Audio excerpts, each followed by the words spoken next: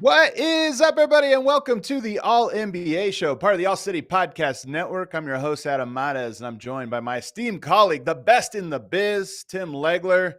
Legs, back in the saddle again. It's preseason for all of us a little bit as we work out some technical difficulties, but how are you doing, my friend?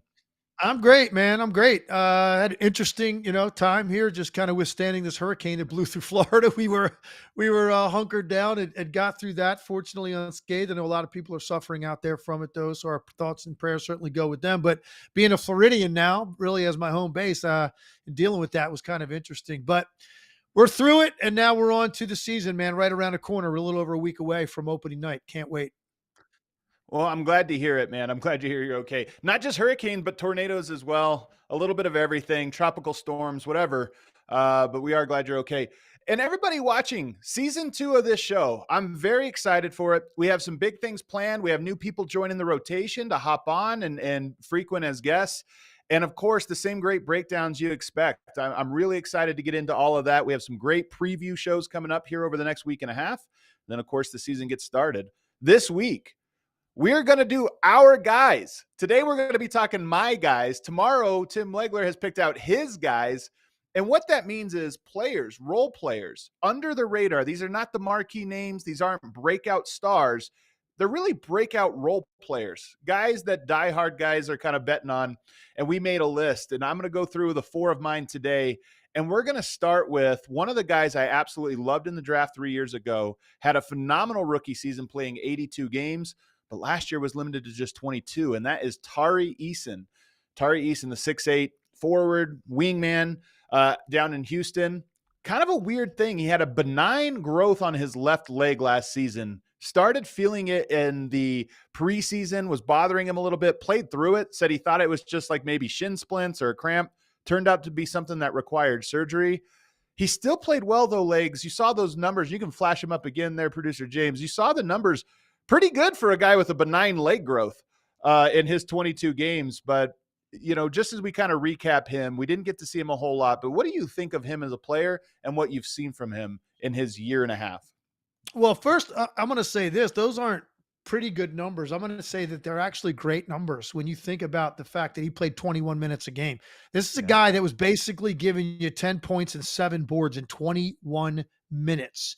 At the 3-4 position. Sometimes they can play smaller. He can slide over to the 4. Sometimes he's a small forward. They've got a lot of forward depth on this team. So the minutes are always going to be, I think, a fight for all of these guys. But in the minutes that he got, that is incredible production. More than respectable from the 3-point line. His stroke, I think, lends itself to actually improving that number as his attempts go up.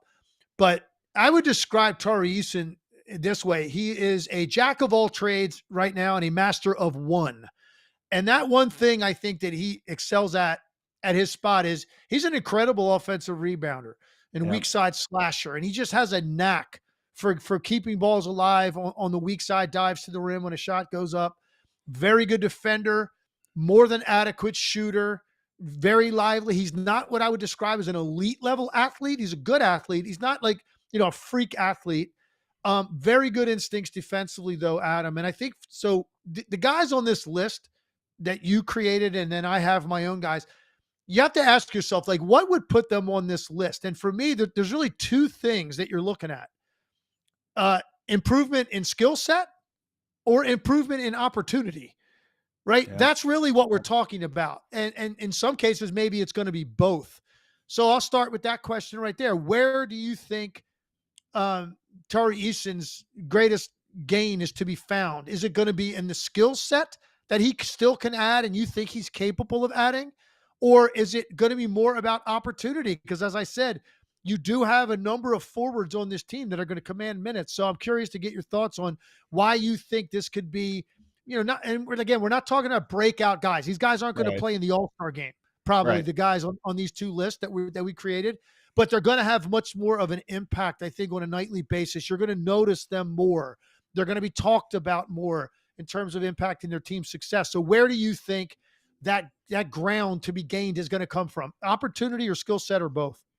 This is going to sound like a total cop out answer. I think it's 50-50. I think it's Okay. both because, we're going to get into some of the growth. I know ball handling was a point of emphasis for him this year. And I think for a player like him, I don't know if I'm counting on him to be an elite ball handler, but if you can attack closeouts, catch in transition and do something dynamic with the ball. And he did some of this in preseason, I'll talk about here in a second, but those are areas where I think his game opens up. But the truth is, it's opportunity. He had a great rookie season in his limited minutes. And I thought year two, that's the opportunity. That's where the growth was going to come. But of course, the injury kind of stymied that.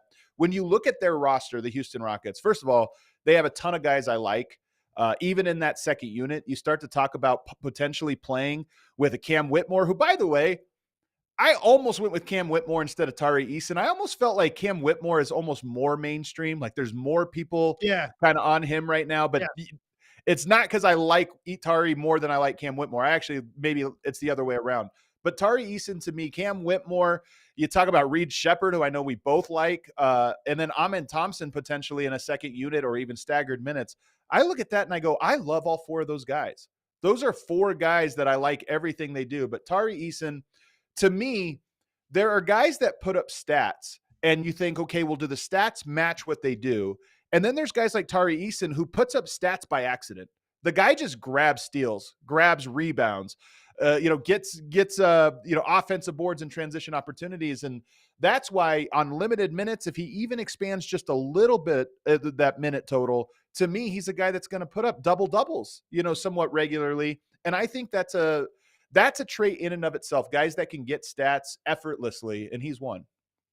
Yeah. The biggest, I think, room for growth that he has would be in his ball handling and ability to, create a little bit more. He didn't get a ton of opportunities to do that. I don't necessarily think he was super comfortable with that. He creates offense with activity, and he creates offense with his hands and the things he can do defensively that trigger the ability to get out in the open floor. And he creates offense by, as I said, the slashing and getting on the offensive glass. He can make standstill threes, and he's got, I think, very good mechanics once he gets the ball basically above his eyebrow. His extension and his release are very good. There's no reason to think that he can't continue to improve how quickly he gets it off, because I think that's where, he has to be able to hone in on. Can I get this off a half a count quicker? Because it's a little bit of a slower, sort of a long gather, get it up and release, because most of the shots he takes, he's got time to do that because of guys leaving him to go double or whatever it may be.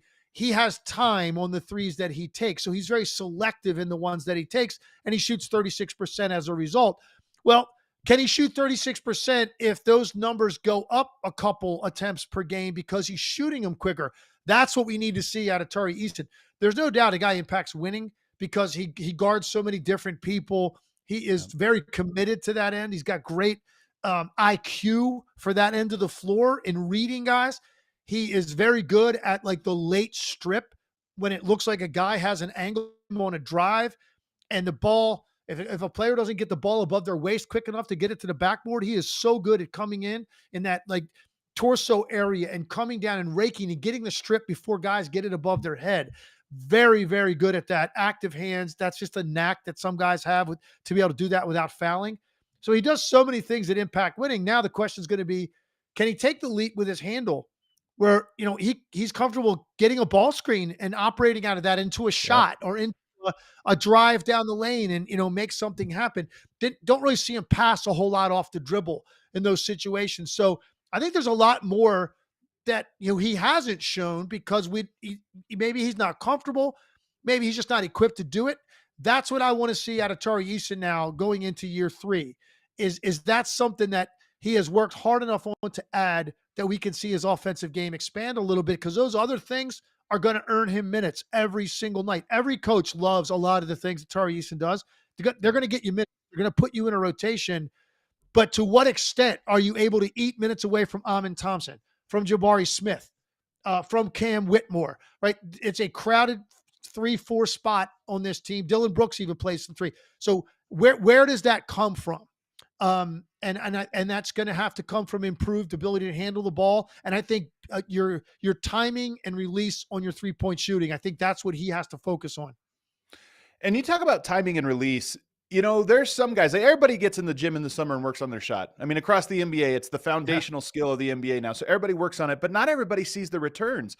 And sometimes guys will shoot 70% in the off season in an empty gym, but it never translates to on-court success. And one sort of indicator for those things are guys that have a smooth touch around the rim and different things. I don't know if those traits are connected or not, but Tari Eason is a guy who's always going about 110%. And that includes sometimes his touch right around the basket. He's so fast, he kind of flips it up. And there's just not a ton of touch there for him. And I wonder if that's part of the shot too. Like you teach a guy a slow release, or a quick release, but nice and fluid. And I wonder if you just get into game action and 110% comes back into him. It's part of the core of who he is, where there's no smoothness to it. That's one question I have. But he spent the summer working out with Aaron Miller, who, pretty popular trainer in the NBA, worked out with Cam Whitmore a lot. And I know from interviews he's had, ball handling was the biggest emphasis. There was a play in the preseason. He's going up, I think, against Jalen Williams. Pretty good defender, really good defender. And he made a nice dribble move, caught him on his hip and held him there, and made a second move and got to the basket and finished. And I remember thinking that when I saw that, I go, that's not a basic ball handling move. That's a pretty advanced one. And that's why I have some hope that that part of his game actually might be something that we see a steep improvement in. Yeah. Look, I think, what I will tell you is about the modern NBA is more guys are given more freedom to add those kind of things to their game and then put them on display when the season starts. It was a little bit different previous generation. Certainly when I played in the league, like, you were asked to do something very specific and they didn't really care that much if you added a whole lot to it. If you were a role player, just do this one thing. If you're a 3-point shooter, do that and do that at a high rate and you're going to get your minutes. They didn't care that much about, hey, are you going to be able to add the ability to handle the ball and run ball screen for us? Because the offenses didn't look like that. Now, everything is so much more free flowing. Guys have so much more opportunity to express themselves offensively that adding something like that is going to create opportunities for you because the coaches aren't frowning upon guys trying things maybe outside their wheelhouse when they've shown the commitment to work on it. You can go in a game and actually do that.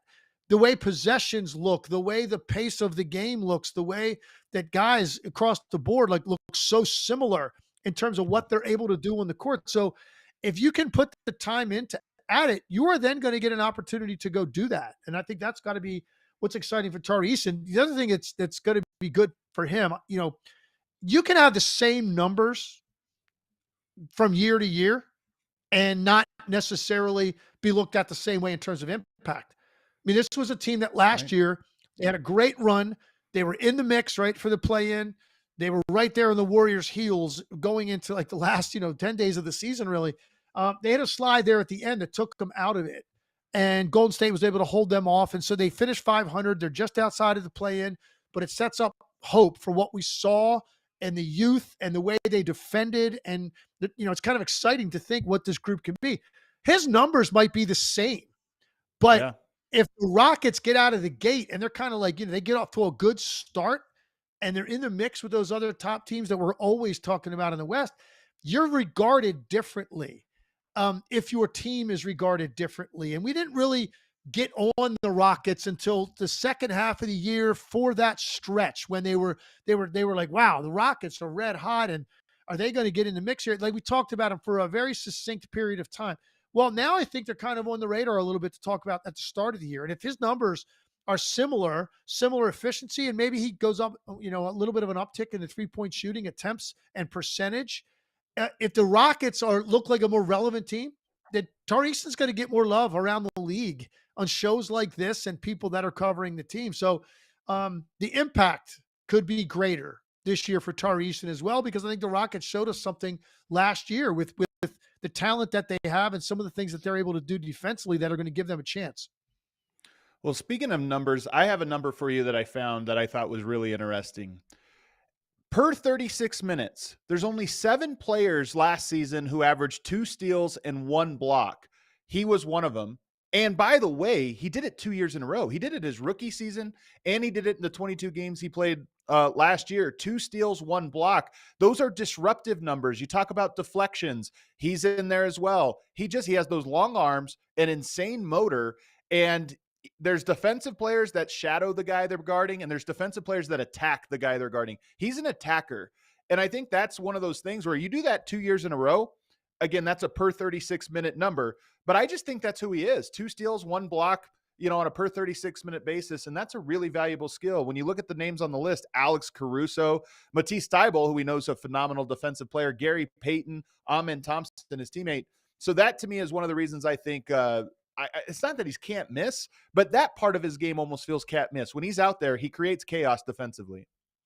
Yeah, no doubt. And I think that, he's the kind of guy that just always is going to find himself, I think, on the floor in important moments, because you don't have to run stuff for him. And coaches like that. But more importantly, he's got a chance every time down the floor to do something defensively that's going to impact winning. And so I think you and we talked about him last year a couple times. I know you brought him up several times throughout the year last year as a guy that you just absolutely love. And now we're going to see if he can take a leap forward, maybe get his minutes up a little bit, get his offensive opportunity up, particularly if he has added a little bit more to his ability to control the basketball and get places on the court to create opportunities for himself offensively. And I know one last number for you, and I know Rockets fans were big on this one last year. The Rockets outscored opponents by almost 10 points per 100 possessions when he was on the court. And I know, again, 22 games, not the biggest sample size, about 500 minutes, but that, to me, those numbers mean something. When a player, you put them out there and just good things happen. But my question is that number going to hold this year? Because you look at a second unit, and I love all these guys, but Cam Whitmore, maybe an Amen Thompson, Reed Sheppard. Reed Sheppard's obviously a phenomenal shooter. Even Cam Whitmore can shoot.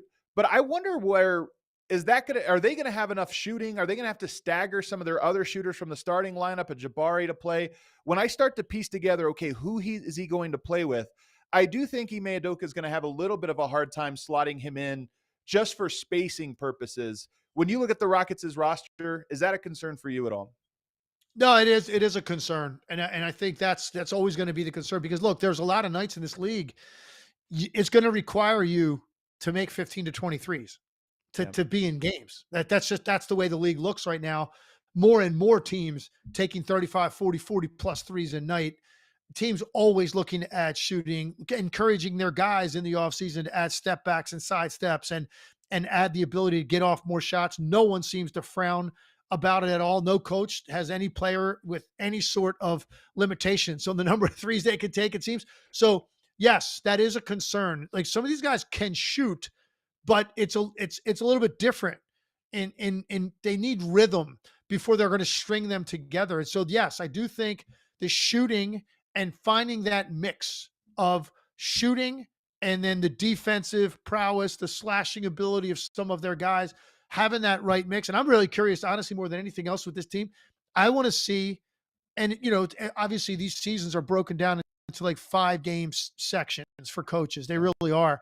Let's see out of the gate what the plan was for minutes, because now injuries will always impact that at the start of the year.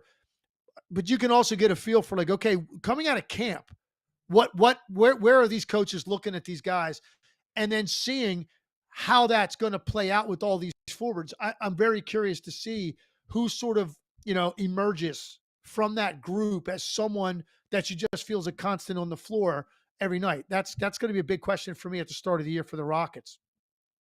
You're right, though. We did talk about him a little bit last year. So I was setting the table for this year's my guys. That's how I do it. Last year I was all in on Hartenstein. I had my Nickeil Alexander-Walker. I just set the table because I saw it coming. And this year he's definitely one of my guys.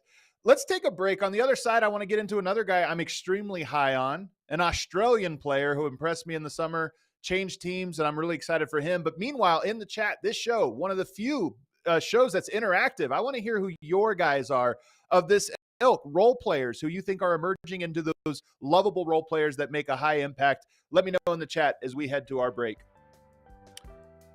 But first, Let me tell you about Shady Rays. Get ready for the season ahead with Shady Rays. Quality shades built to last. Our friends at Shady Rays have you covered with premium polarized shades that won't break the bank. Shady Rays is an independent sunglass company offering a world-class product rated 5 stars by over 300,000 people. Their shades have durable frames and crystal clear optics, making them the perfect choice for all outdoor adventures. They have hundreds of options to choose from.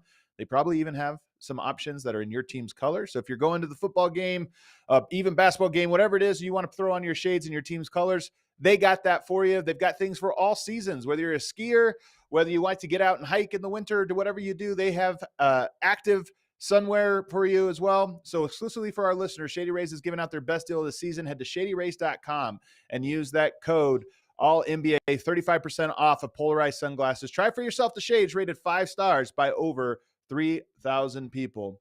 Also want to tell you about Game Time. The NBA season is just a week away. And right now you can hop on Game Time to find all of the latest deals for whatever event you're looking to go to, whether it's football Sunday, whether it is the basketball games coming up, or even concerts. One of the things I like about Game Time is you can find out what's going on in your area just by hopping on and scrolling and seeing what things are happening every single weekend.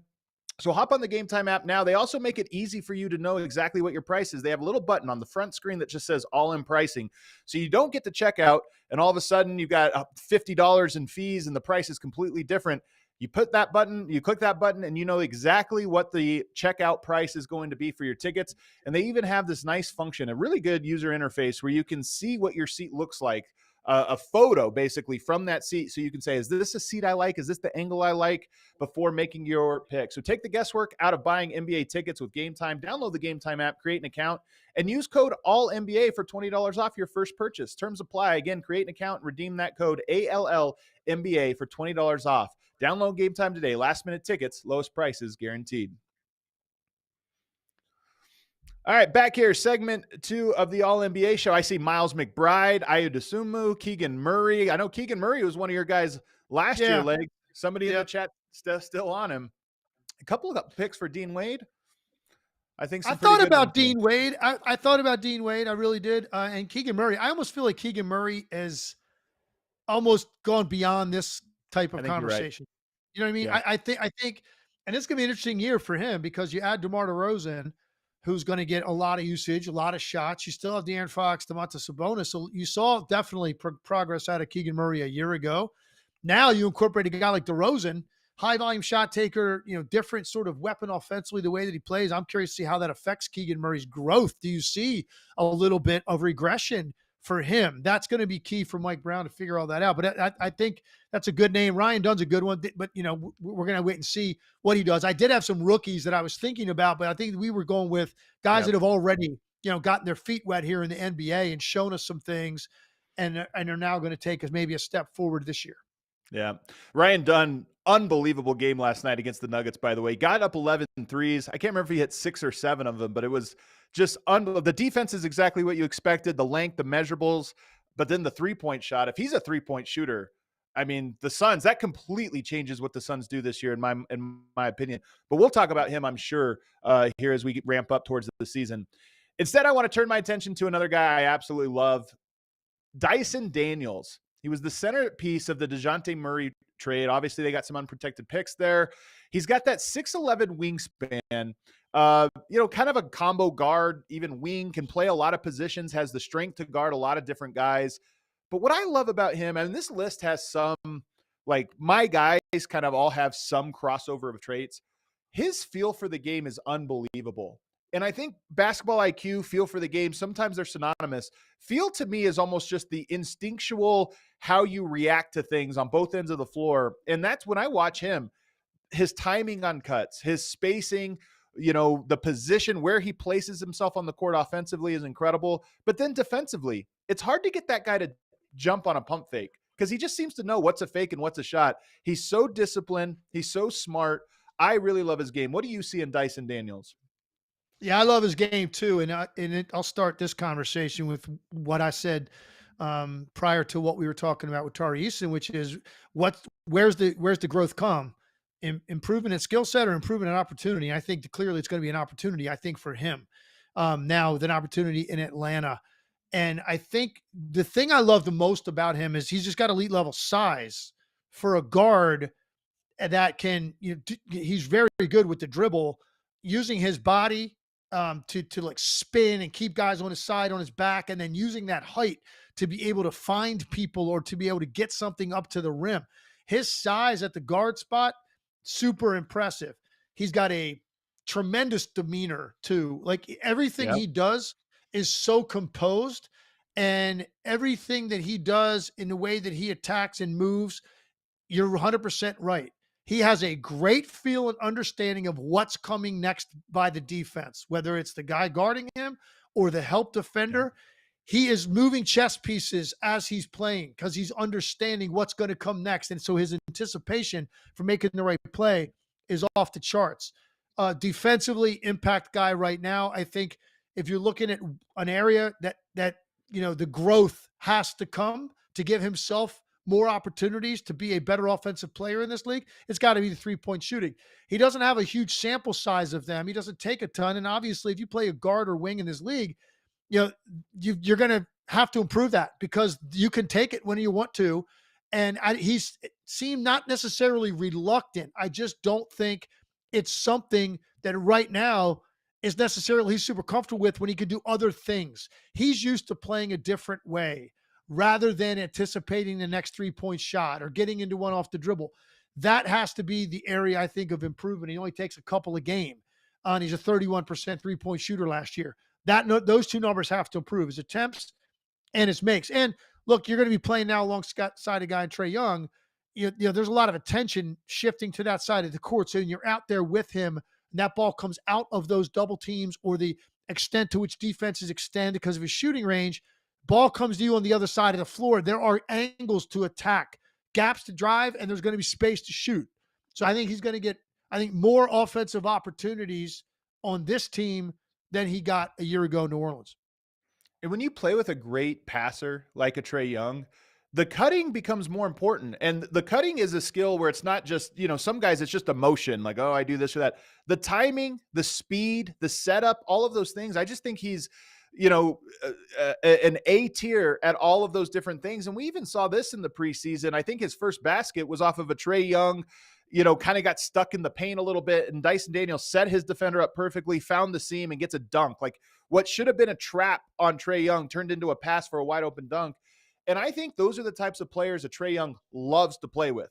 That if you're going to draw 2 or sometimes 3 on ball, you want to know when you release it that the guy you give it to is going to finish or going to make a play.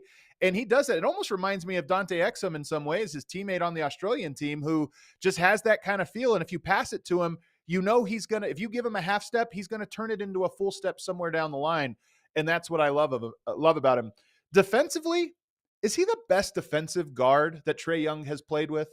And that's part of why I love him. Bogdanovich, Kobe Buffkin, Trae Young. I like him alongside all 3 of those guys. And that's part of why I look at him and I go, I think he's going to play a lot of minutes and make a huge impact because he fits with every combination.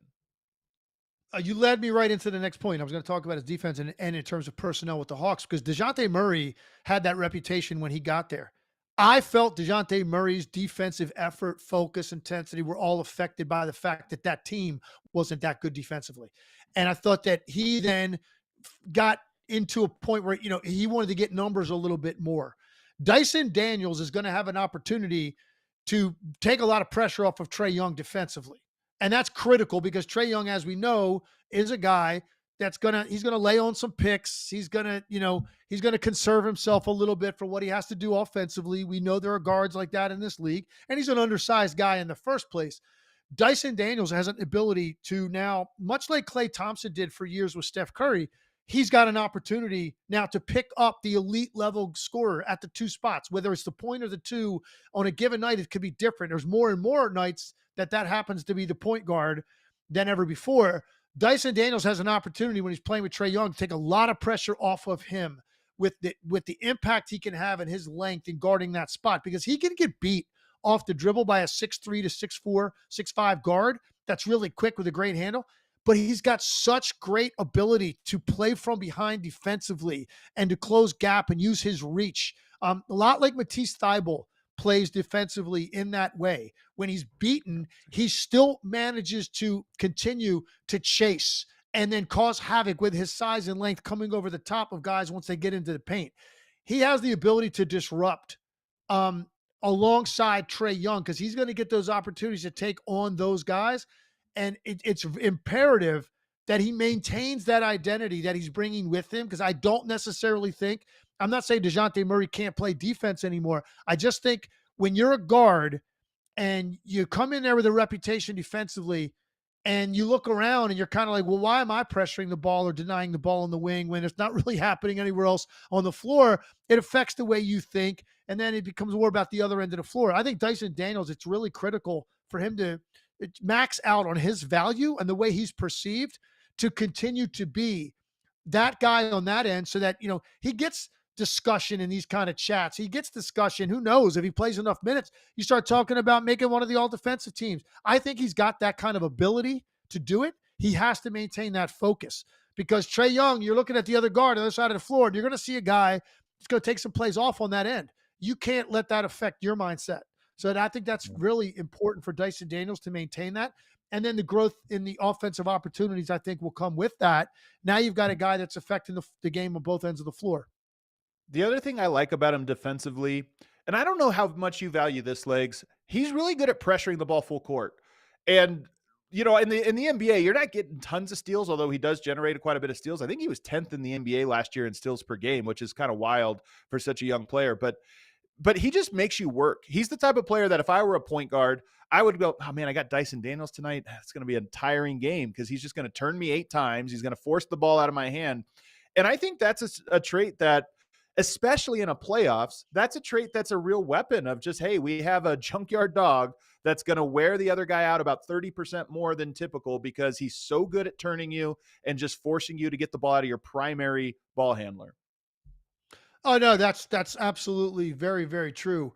They're an interesting team. I mean, look, we've seen a number of guys paired with Trae Young over the years. I don't know what Atlanta's ultimate upside is going to be. Some of that's going to, I think, revolve around the growth of Jalen Johnson and where he goes with his game because he's another guy I thought about this list as well. He'd be an interesting one for this, and he really started to come on at the end of the year. I don't know exactly. Are we going to be talking about the Atlanta Hawks, Adam, you think, by, Christmas? Do you think? Here's my hot take. Here's my hot take, Legs. All right. Yes. They All might right. be one of my dark horse. Now they're not going to contend for a title, but they might be a team that, as I was going through the East, somebody has to fill those last couple spots. And I was looking at it and I go, I kind of like the team more than I expected to because I almost wrote them off, this, that. But as I was getting ready for the season and going through their roster, I go, there's some combinations in there that I think can be fun and promising. So I think we will. I love it. That's first hot take of the year. Adam picking the Hawks for the conference finals in the Eastern Conference. Going all the way, baby. Well, look, I'm probably a little bit more skeptical on that maybe than you are. Okay. There are some pieces I like on this team. I know Quinn Snyder's a really good coach. Yeah. I think for me, some of it revolves around the Trae Young effect, I think. And is that like the kind of player as a leader, as your tone setter every night? Is that something in the Eastern Conference, which I think we both can agree, like the top 6 teams, 6, 7 teams in the Eastern Conference is no joke. Is Atlanta? So I guess the ceiling for them, you think, or where you expect them to finish, you think like play-in team, or do you think potentially in that 6, 5, 6 mix? Because either you think they're a play-in team, or you think they have potentially the ability to get up as high as 6. I think they're the best playing team because if the East is sneaky got a good top 6 now between you got the Bucks, not in any order here, the Bucks, the Celtics, the 76ers, the Knicks, the Cavs, and the Magic. That's a really good, and then the Pacers 7. Yeah. So those are your top teams. That's a good top 7. Those teams are all impressive teams to me.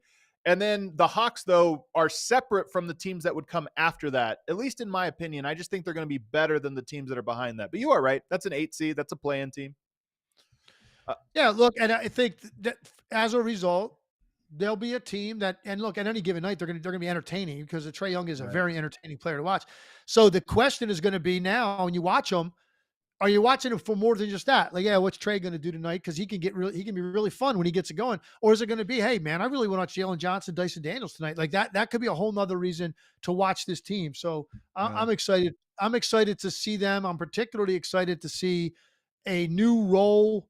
I think an expanded role for Dyson Daniels, more agreed. consistently impactful role than what he was getting in New Orleans, which was a little bit streaky. Now he's going into his third year, so this kind of is a lot of times the year for guys that have been feeling their way and have had some opportunity. Year three is when I think you start to see guys either it's going to happen for them or it isn't. Yeah. In the chat, they point out the Heat are right there too. I think as you look at it, the Yeah. Heat probably right there with them. So it'll be competitive for them to make the playoffs. But I still like them. I just think they're a fun team this year. Let's move on to my third guy. And this is a guy that has been my guy for a while, but this is the year I think he actually has a real shot. Dallas Mavericks is Quentin Grimes. You know, he's got so he's brought in I thought he would be a Tibbs guy. He wasn't playing a whole lot there, didn't seem to be loved by Tibbs there with the Knicks. Goes to Detroit for a cup of coffee. Now he's over here in Dallas. And I look at it and I go, here's how I break down Quentin Grimes' game. I think he has a very compact shot. In fact, you'll like the stat legs. He has the fourth quickest release in terms of from the second you touch it on a catch and shoot three to the moment it leaves your fingertips. He has the fourth quickest, 0.82 seconds. And when you watch him catch, shoot, all in one motion, no hesitation. In fact, maybe he needs a little more of a hesitation there. That's one thing we'll talk about. But he's such a compact shooter. And when I look at guys that play with Luka, you take out so much of the stuff of the game. You were talking earlier about being specialists. I think Luka specialists can thrive next to Luka a little bit more than some other players. If he can catch and shoot quickly, that ups your gravity. If he can do it efficiently, that ups your gravity. And if most of his shots are coming off of those types of plays, I like him there. He brings intensity. I think this is a real good chance for him to revive his career and make a big impact. What do you think? I totally agree with you. I think, again, look, he went from one team that's really, really good in the East that's going to be in the mix to potentially, be the last team standing with Boston. And he goes to another team, a team that played in the NBA Finals, a team that is expecting to be back in the finals or to win a championship, particularly when you've got guys like Luka Doncic and Kyrie Irving at the top of your roster. He is going to be a guy that's going to thrive with the looks he's going to get on this team, I think, relative to the ones he got in New York, because I think New York at times fell in love with that shot too much, where they were just too sporadic and they weren't necessarily always great looks. I think the looks he's going to get, and look, he's also got Klay Thompson on the floor now. Those guys are going to play together at times. You're going to have opportunities there where, with not only one of those elite level creators drawing to, then the defense shifted and leaning toward the side that Klay Thompson is on as well as the ball is coming out. You can only get to so many places defensively. You also have a rim runner occupying somebody, right? One of their two rim runners going to the rim. So that weak side shot is the one that's going to be there and be available for Quentin Grimes. And I think his stroke is absolutely good enough. It's not picture perfect, but he's got a really nice looking stroke. And I think the quality of shots are going to be better. That number has to come up. The guys that were taking those exact shots I'm talking about right now for Dallas a year ago, it just was not good enough. They addressed that. They went out, they get Klay Thompson, they get Quentin Grimes, because they knew that wasn't good enough. That ball has to go in at a higher rate if Luka and Kyrie are doing that much work to draw people and to shift defenses. Those are clean looks that are expected to be made at a higher rate. So let's see if he can get that number up above 40%. I think he's got the stroke to do it. The other thing, in addition to it, Adam, one of the things I really like about Quentin Grimes, you give up nothing on the other end of the floor. Yep, Quentin that's it. Grimes can really defend. And, Klay's a really good defender. He's lost a little bit with the injuries over the years. We know where he was at his peak. He's still a good defender. He just doesn't have quite the reaction time that he used to in getting off the floor to contest guys. And it's all related to the injuries he's had. Quentin Grimes can do that still. He times up his ability to contest shots off the dribble incredibly well. Much like I talked about Dyson Daniels playing from behind with strips and bothers and contests and those kinds of things and rakes. Quentin Grimes does the exact same thing. So you're not going to be playing a guy that is relegated to one thing. catch, take, make 3-point shots like Tim Hardaway Jr. was in this spot. This is a guy now that, hey, maybe he doesn't get shots for a 6-minute stretch. He absolutely is helping you win on the other end of the floor regardless. And I think that's something that Jason Kidd is going to love. And I think Luka and Kyrie are going to love as well. Here's the one reason I'm a little skeptical of Grimes, even though he's my guy. I hate his decision making.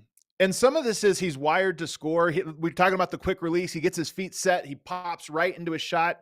But he is about 20% too aggressive for what I think will be perfect for him, especially on this team where you already have some creators in Kyrie and Luka. I think that he is going to have to really, to me, if I was advising him, I would say, look, you can be an incredible 3-and-D player. I know we use that word all the time, but you can be incredible. Just limit the possessions where you go off script, where you try to be too aggressive with the ball in your hands and making things happen. Because that's one way to lose the favor of a Jason Kidd, and then especially lose the favor of a Luka Doncic and a Kyrie Irving, guys that are confident in their ability to control the half court.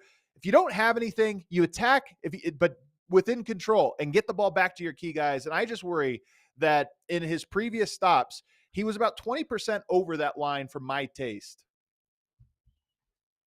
I think that's a fair point. And I think the other thing that is going to affect him this year is how do the minutes play out? You know how many minutes Luka and Kyrie are going to be out there for, but now you've got Clay there, who I just mentioned. You've also got Jaden Hardy, who I think, a couple people have mentioned in the chat, and I think it's justifiable. He's 22 years old. He is, elite level athlete and had moments last year. It was very splashy, very inconsistent with the shooting, different kind of player than Quentin Grimes, but a guy they're clearly trying to develop and they want to see take that leap. You've got Spencer Dinwiddie now back in Dallas, right? A vet that is going to play like a combo guard, more backup point than anything, but a combo guard nonetheless. So there's a number of guys vying for these guard minutes on this team. Let's see how that plays out as well for Quentin Grimes, because that's going to affect, how we view him and his impact. But I think this was a tremendous addition for their team with the depth that they have now of guys that can make shots, playing off of Luka and Kyrie. It was not good enough a year ago, particularly got exposed once you got into the finals, and that discrepancy with who they were playing. I think that was eye-opening to them.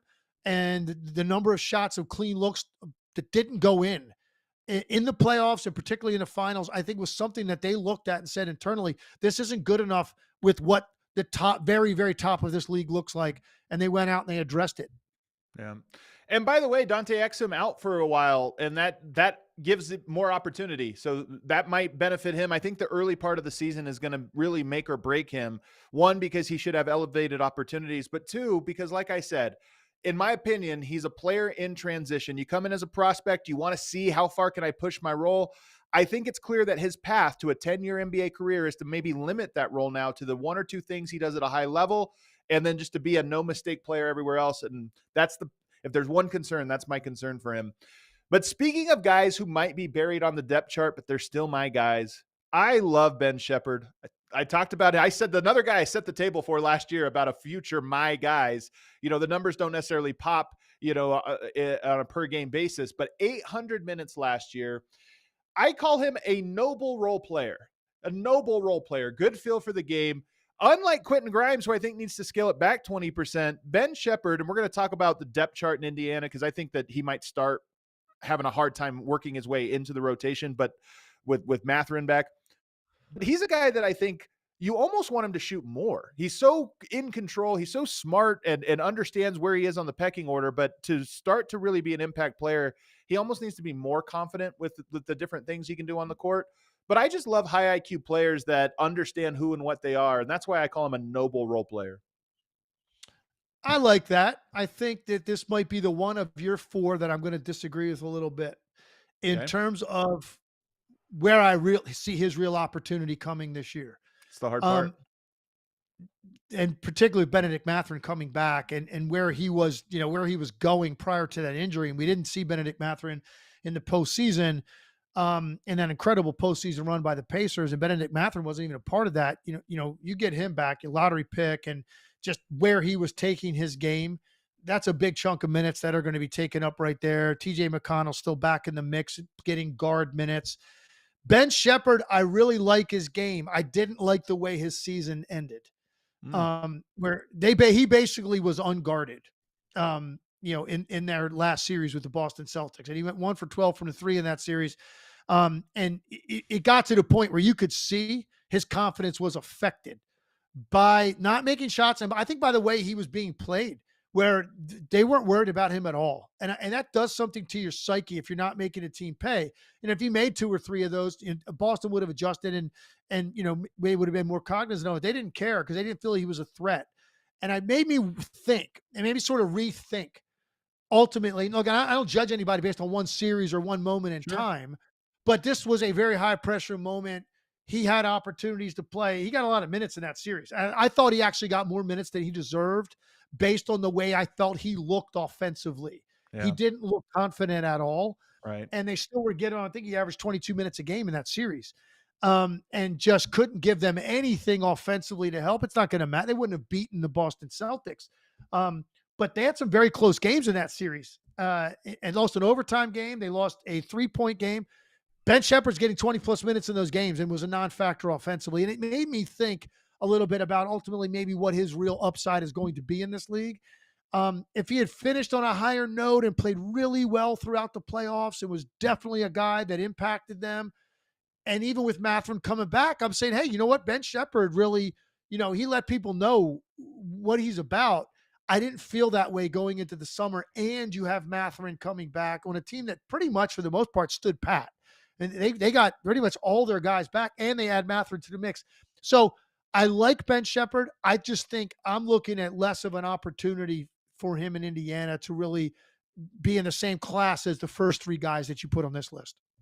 So here's where I was thinking when I added him to my list. As I look around, because I agree with you, I think that early on his minutes are probably going to be surprisingly low because they work these other guys into the rotation. But if I look at building Indiana from where they are now, very good team, conference finals last year, to true contender, because I don't know if I would be pretty surprised if they won the NBA championship this year with the roster they had. I think they can be great and in the mix, but I would be surprised if they won it. So how do you go from that step to true title contender, where now you're picking them, or you have people picking them?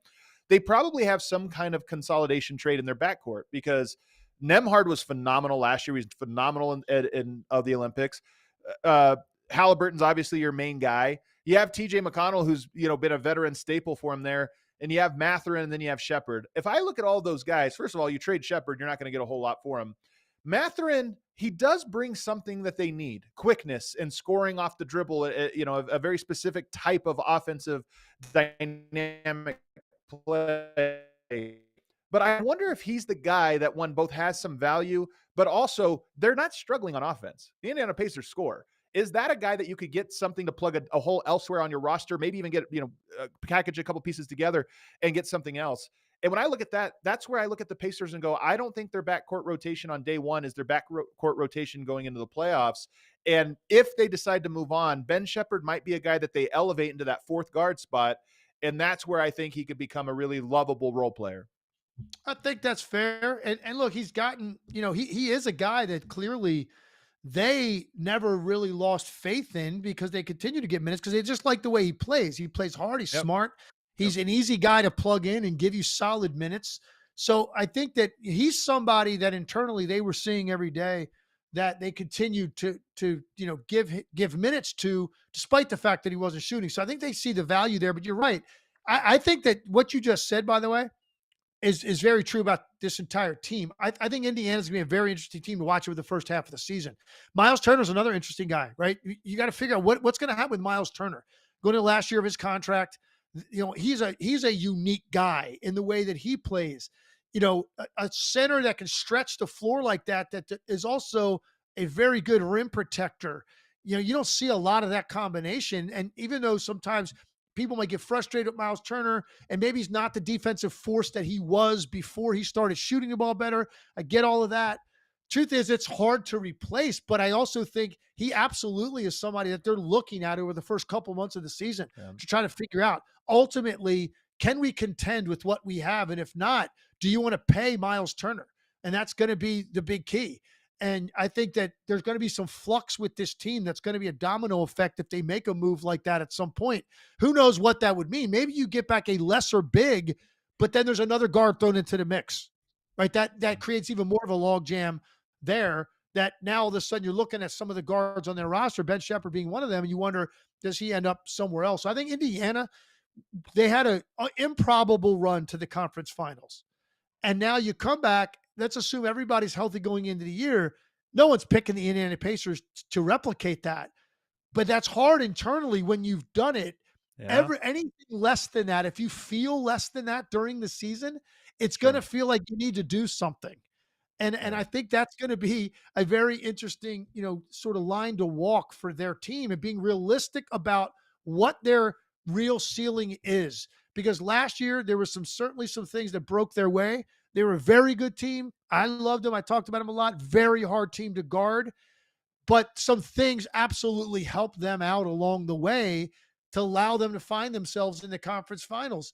And that might not be their ceiling this year. And how do they view that if that's the case when you head into early mid-January? You got to help me on this one, Legs, because I might be way off. You might hate this take, but it's really more of a question. There are players, and Michael Porter Jr. is an example of this for me, who he could shoot 9 of 10 in a game. And I'll ask Michael Malone afterwards. I'll say, hey, what did I said, Michael Porter shot 9 of 10. What did you see from him? And he'll always say, yeah, but like before he ever goes to the compliment, he takes it right back to, yeah, but we need more rebounding from her. We need this. Ben Sheppard seems to be the opposite. And I always take note of these things in the preseason. Halliburton was asked in camp who is standing out, and immediately he says Ben Sheppard has been balling. Ben Sheppard has looked really good. I think he just looks more comfortable in his skin, more comfortable as an NBA player. And I told him, I don't know what you did this summer, but keep doing that.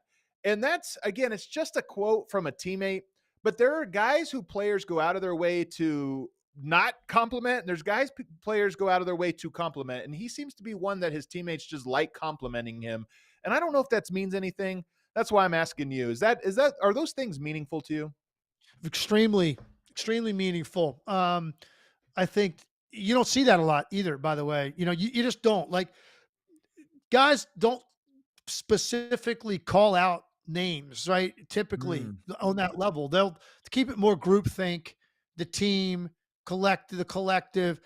To get a young role player singled out by one of your stars in that regard, yes, that means that he's seeing that on a daily basis. That means in the pickup games going into camp, he was seeing something different out of Ben Sheppard. He's seeing something different out of him in the way he carries himself when they throw him in with the first team in practice for scrimmages.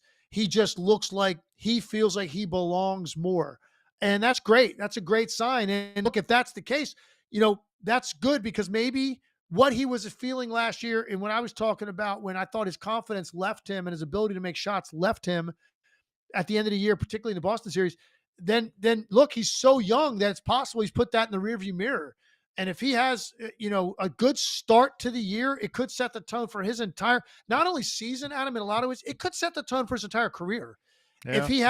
If he's included in the rotation in the first couple of months, and he's making shots and playing well, and he's part of runs that they're making that are important on given nights, it literally could change the way a guy progresses going forward.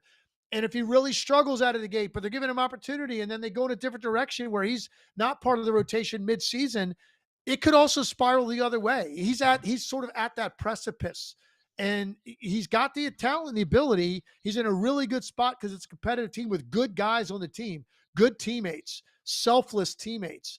He's got an opportunity this year. So that's a really good sign, hearing that out of one of the star players coming out of camp, to what he's seen to this point. One last thing to get excited about Ben Sheppard. Maybe the best mustache in the NBA. Absolute perfect mustache, man. He looks like he's right out of the 80s, out of Miami Vice or something. I'd have to make a list of the best mustaches, but he's on the short list. So That's he's got yeah. that going. You know what? I haven't noticed that to this point. I think it's something I'm gonna have to hone in on now. You're gonna have to go into the tape, do the deep dive. All right, we got one super chat I think that came in. Legs. What do we got here? Psycho Blue is back. He says B-Ball Cthulhu thinks New York Knicks will sorely miss Dante DiVincenzo. Boy, they did last night. Did you see that back and forth, by the way, with DiVincenzo and Yeah. the Knicks' bench? My God. Woo, I was loving it. And what he provided for the second unit, yes, with Thibs' 45-minute whip cracking rotations, there's not much time for second unit, but still, I'll tell you what, the more I digest that trade, the more I think Dante DiVincenzo, he's a great player, man. And what we've seen from him, a chip on his shoulder. Maybe there is more to his offensive game. I think Tim Conley's one of the great talent evaluators and talent scouts out there. So you know what? There might be something to that. What do you think?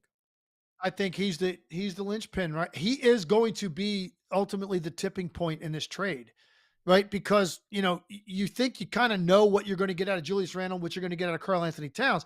Both of those teams are going to have great records. They're both going to be near the top of their conferences. We're going to be watching them all year. It's possible, though, when we get a large sample size of Dante DiVincenzo's impact on the Minnesota Timberwolves, and the team that last year they thought that particularly after they got rid of Denver, they thought they were going to the finals till they ran into Dallas. They think they're a championship caliber team in waiting.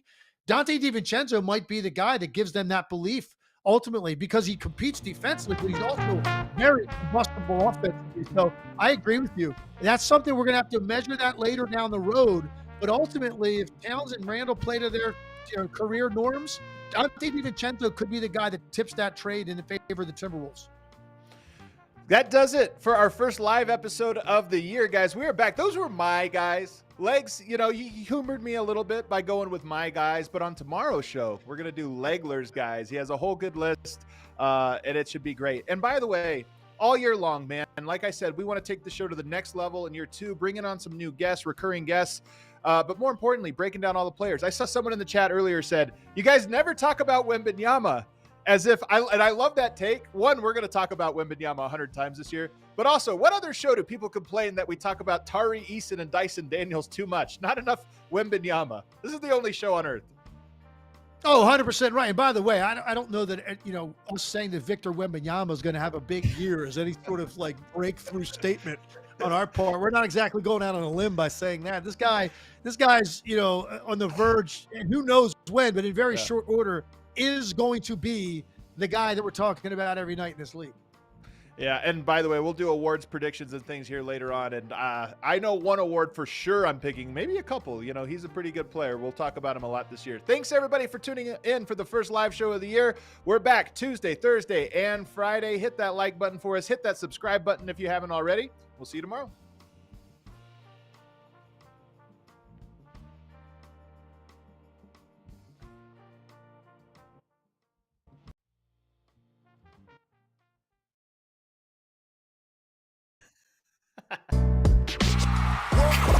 We all silly like the mayor.